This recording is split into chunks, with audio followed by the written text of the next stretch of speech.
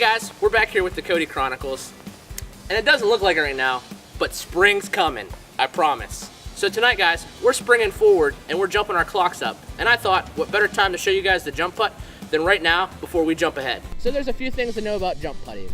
So in disc golf, there's a thing called the circle, which is a 10-meter circle that surrounds the basket. Inside that circle, you can't jump putt. But once you get outside that circle, you can step past your lie whenever you're putting. The reason for jump putting is to get a little extra oomph to get towards the basket whenever you get a little bit further away from the basket and you don't necessarily have that power to get towards the basket.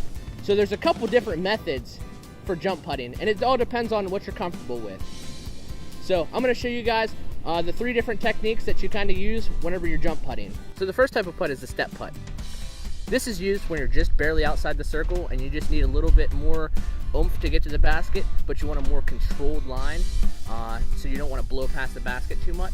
You're stepping past your lie, but you're not putting a lot of weight on your back foot. You're just stepping through the putt, like you're walking towards the basket. The staggered jump putt is whenever you're just a little bit further out of the circle and you're looking to get a little bit more distance on your putt. So when you're doing this, you're putting your weight on your back foot and you're leaning back, and then you're extending through the putt. When you release, you're following through and with a little bit of a hopper jump. So the straddle jump putt is where you have your feet shoulder width apart and you're bending at both of your knees and you're coming down, and then you're exploding through towards the basket and you're releasing the disc before you pass through your lie, and then you jump forward in one fluid motion. This is to get the most power on your disc when you're further out. So it's important to remember when jump putting with all 3 stances that your lead foot that's behind your mini needs to be in place when you release your disc.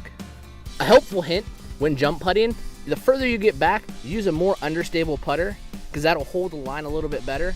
So whenever you release the disc, it doesn't hyzer out too early on you.